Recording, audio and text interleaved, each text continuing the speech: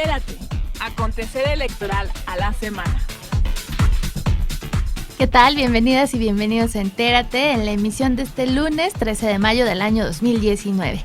Mi nombre es Adriana Montiel y me da mucho gusto recibirlos nuevamente en este espacio donde podrán conocer todas las noticias electorales más relevantes de la semana. Saludo con mucho gusto a Juan Carlos Maldonado, que me acompaña para presentar la información. ¿Qué tal, Adriana? Es un gusto que nos acompañen una vez más en Entérate con la información del quehacer electoral más relevante. A continuación, estas son las noticias.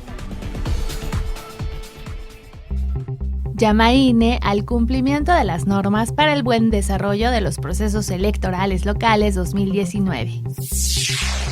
El próximo domingo 19 de mayo a las 20 horas se llevará a cabo el debate entre los candidatos a la gubernatura de Puebla. Poblanas y poblanos que emitan su voto desde el extranjero deben enviarlo a México lo antes posible, ya que se tomarán en cuenta los votos que lleguen al país hasta el 1 de junio a las 8 horas de acuerdo con la ley. Firman INE y Gobierno de la Ciudad de México convenio para la verificación de la identidad de la ciudadanía en la realización de trámites. El programa de resultados electorales preliminares de Puebla será auditado por la UNAM. Aprueba Consejo General la difusión de campaña gubernamental por alerta de género en Puebla. Analiza INE viabilidad de la implementación en el futuro del voto electrónico para las y los mexicanos en el extranjero.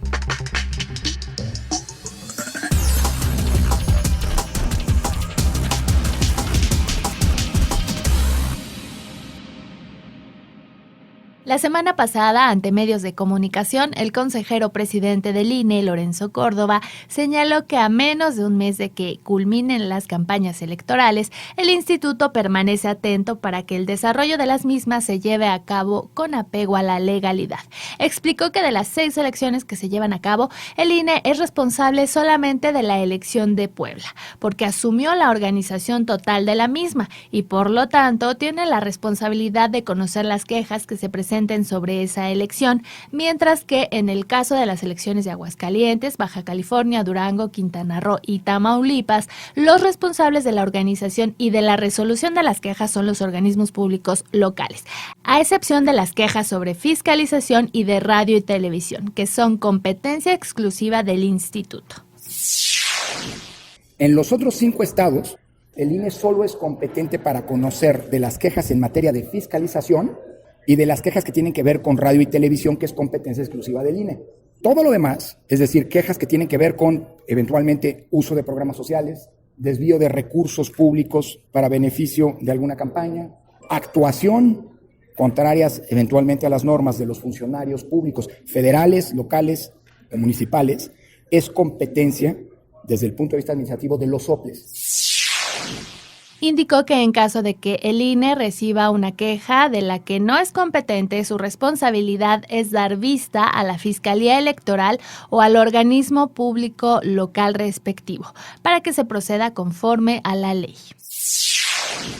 Pues que el INE le daría vista al OPLE correspondiente, al órgano, al Instituto Estatal Electoral correspondiente, y también a la Fiscalía Especializada para la Atención de Delitos Electorales del Estado, o bien a la Fiscalía Electoral Federal, para que ellos sean los que son los competentes, los que persigan eventuales violaciones al marco legal. Hay cosas que le tocan al INE, hay cosas que le tocan a los OPLES, hay cosas que le tocan a las fiscalías electorales. En caso de que el INE reciba una queja de la que no es competente, la va a dar vista a las fiscalías o al OPLE respectivo para que se proceda conforme a la ley.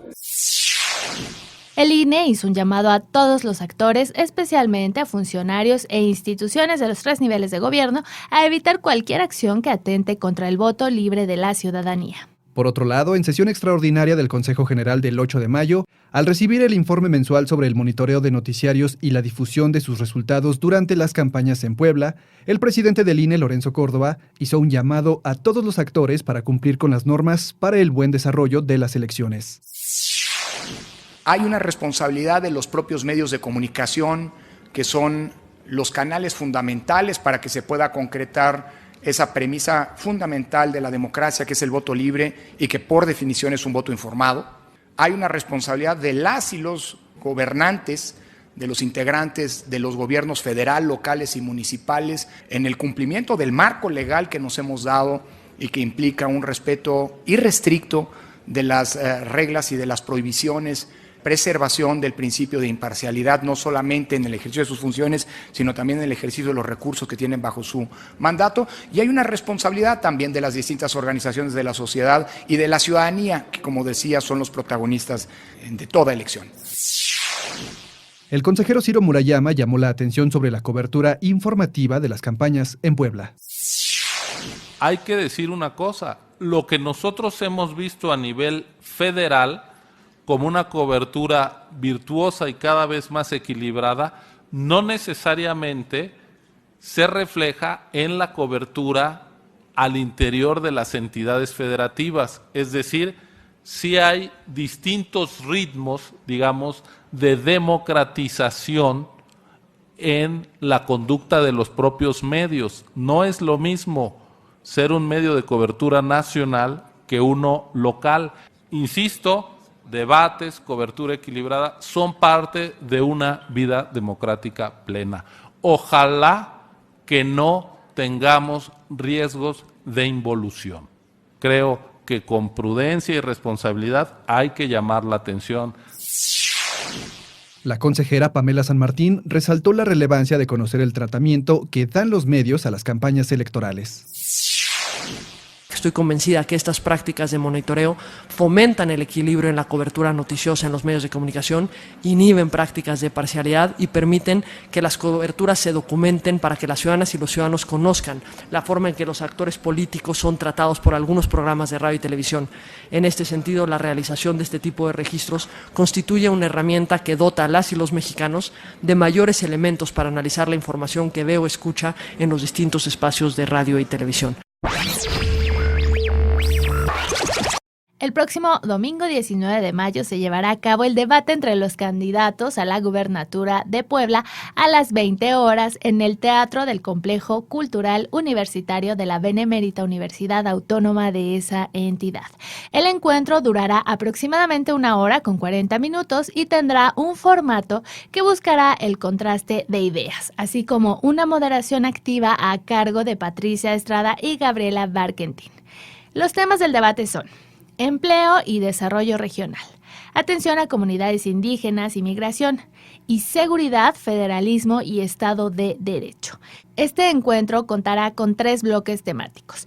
Cada segundo segmento de los 3 bloques tendrá como objetivo el contraste temático de las plataformas. La secuencia iniciará con la exposición de un candidato sobre su plataforma y propuestas a partir del tema establecido en cada bloque, hasta por 1 minuto. Posteriormente, los otros candidatos confrontarán al candidato expositor por 1 minuto cada uno. La moderación buscará que los candidatos confronten lo dicho por el candidato expositor, más allá de sus propias plataformas y propuestas. Después, el candidato expositor tendrá 1 minuto para responder a los señalamientos que le sean formulados por los otros 2 candidatos.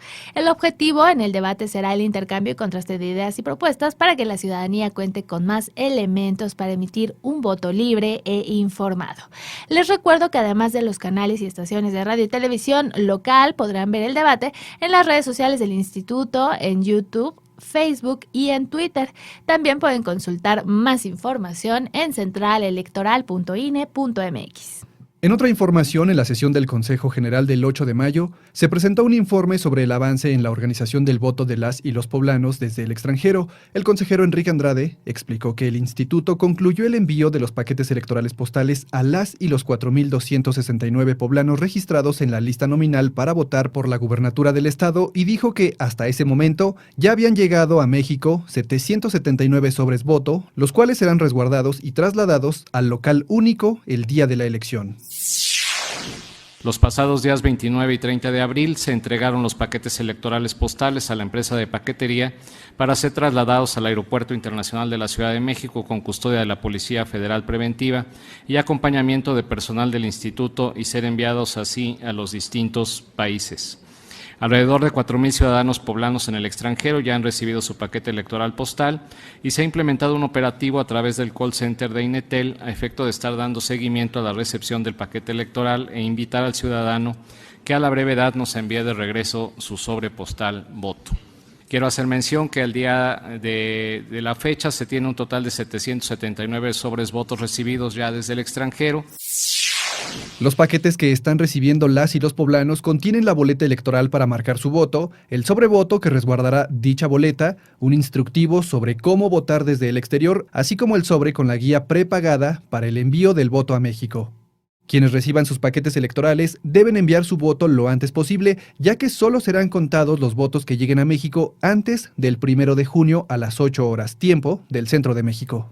En otra información, la semana pasada el INE y la UNAM firmaron un convenio de colaboración para que la universidad, a través de la Dirección General de Cómputo y de Tecnologías de Información y Comunicación, efectúe diversas pruebas técnicas al programa de resultados electorales preliminares PREP en los comicios locales extraordinarios de gubernatura y los ayuntamientos de Aguazotepec, Cañada Morelos, Mazapiltepec de Juárez, Ocoyucan y Tepeojuma en el estado de Puebla, a través de evaluaciones técnicas denominadas pruebas funcionales de caja negra. Los especialistas de la UNAM examinarán el sistema informático del PREP Puebla 2019 para verificar que procese íntegramente la información capturada y digitalizada sin alterarla y que muestre los resultados preliminares conforme a lo establecido en la ley, así como en el reglamento de elecciones. Además, los especialistas llevarán a cabo procesos técnicos al inicio,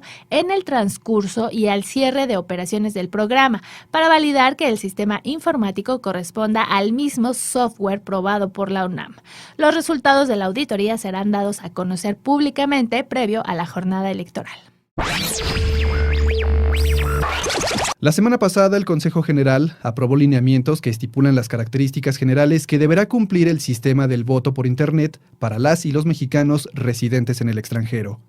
El consejero Enrique Andrade explicó que el instituto comenzará la definición de etapas, actividades y fechas de ejecución para el desarrollo y auditoría del voto a distancia y señaló que se contemplan 4 etapas. Resaltó que una vez que se determine la viabilidad de la implementación del voto electrónico, el Consejo General deberá determinar su aplicación y reiteró el compromiso institucional para garantizar el ejercicio del voto de las y los connacionales, sobre el cual en algún momento el Consejo General deberá de tomar mayores definiciones en un futuro para determinar si es o no aplicable para determinado proceso electoral a partir de que tengamos ya este sistema auditado. El tiempo apremia y la ley nos obliga a que ya contemos con la ruta para que el voto por Internet sea una posibilidad para millones de mexicanas y mexicanos que residen en otros países, que puedan ejercer su voto, entre los que se encuentran nuevas generaciones de nuestra comunidad migrantes, como los Dreamers y los Millennials, que están familiarizados con las nuevas tecnologías y que desean tener la posibilidad de votar a través de ellas. Los lineamientos de voto electrónico por Internet para mexicanos en el extranjero son el primer paso de una obligación que nos marca la ley y un compromiso con quienes viven más allá de las fronteras. Además, de manera excepcional por la importancia y la urgencia del caso y a solicitud de la Secretaría General de Gobierno del Estado de Puebla, el Consejo General del INE incluyó en las excepciones a las prohibiciones de difusión de propaganda gubernamental la campaña Compromiso de Cero Tolerancia a la Violencia contra las Mujeres y Niñas.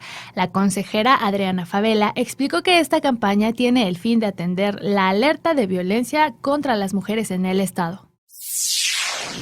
Pues esta cuestión de excepción se da por una resolución de CONAVIN, donde precisamente se declara la alerta de violencia de género contra las mujeres para varios municipios del Estado de Puebla y que le ordena al gobierno del Estado de Puebla, a través del Ejecutivo Estatal, enviar un mensaje a la ciudadanía de cero tolerancia ante la comisión de conductas violentas en contra de las mujeres y niñas.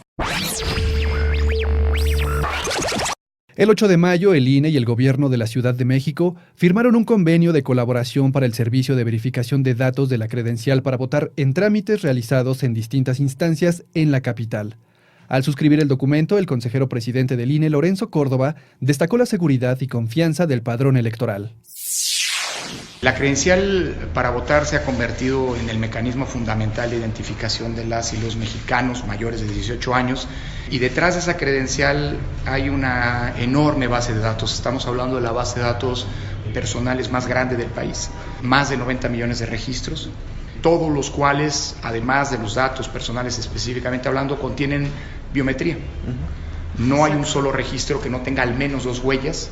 Según las cifras de finales del mes pasado, de los aproximadamente 90 millones de registros, 71.8 son registros decadactilares. Tenemos ya 10 huellas digitales, el resto, un 17.38% restante, tienen 2 huellas, así que no hay un solo mexicano mayor de 18 años, sobre todo si se toma en cuenta la cobertura del padrón electoral, que es casi del 99%, que no tenga un registro biométrico en nuestra base de datos. Dijo que este convenio, como en el caso de todos los que ha firmado la autoridad electoral con otras instituciones y órganos, no implica la vulneración de la base de datos del padrón, ya que estos datos serán manejados exclusivamente por el personal del INE acreditado para ello. Se trata de un uso social de la credencial que, sin vulnerar las normas, como decía, de protección de datos personales, son las y los ciudadanos los que nos confían a nosotros esa información, pero sí la podemos utilizar para generar un beneficio social. Y esta es la lógica del convenio que hoy suscribimos. La jefa de gobierno de la Ciudad de México, Claudia Sheinbaum, afirmó que esta colaboración es un mecanismo que permitirá utilizar la tecnología para fortalecer el acceso a la justicia en la capital del país por medio de la consulta de la base de datos del INE. Entérate. La Sala Superior del Tribunal Electoral del Poder Judicial de la Federación contravino el fallo de la Junta Local del INE en Puebla, que desechó quejas contra el candidato Enrique Cárdenas, el PAN, el PRD y Movimiento Ciudadano ante la difusión en Twitter de propaganda electoral con las características propias de la propaganda comercial de una serie de televisión. La Sala Superior consideró que la Junta Local no debió desechar la queja y que se limitó a señalar que podía contravenir normas de derecho de autor, propiedad industrial e intelectual, por lo que omitió tomar en consideración la posibilidad de una infracción en materia de difusión de propaganda electoral que vulnera la equidad en la contienda. El Tribunal Electoral del Poder Judicial de la Federación colaborará con centros de estudios de la Universidad de Pensilvania con el fin de trabajar en proyectos conjuntos tales como investigación sobre ética de los negocios, democracia y combate a la corrupción, modelos de regulación política, control de riesgos y soluciones anticorrupción, entre otros. En conferencia de prensa del pasado 9 de mayo, en la que se dieron a conocer detalles de las acciones en las 6 entidades con elección el 2 de junio, el titular de la Fiscalía Especializada en Delitos Electorales, José Agustín Ortiz Pinchetti, aseguró que se llevan a cabo predespliegues ministeriales, firmas de convenio de colaboración en materia de capacitación, difusión, divulgación e intercambio de información para prevenir los delitos electorales en las próximas elecciones. Además, informó que se cumplimentó la orden de aprehensión en contra de una persona por el probable delito de posesión ilegal de material y documentación electoral en el estado de Puebla. Esto luego de que se registrara la volcadura de un vehículo en el cual se detectaron 1,888 boletas electorales en el proceso electoral de 2018.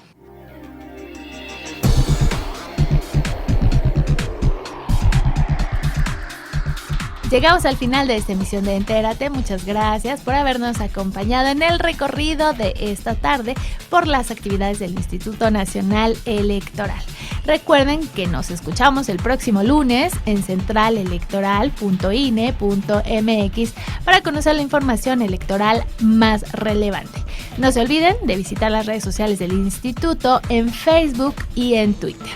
Muchas gracias, Juan Carlos. Gracias, Adriana, y gracias a ustedes por acompañarnos. Recuerden que también pueden visitar el canal oficial del INE en YouTube, INE TV, en donde encontrarán transmisiones en vivo, cápsulas, firmas de convenios, entrevistas, sesiones del Consejo General y mucho más.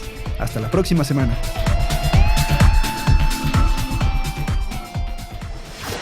Central Electoral.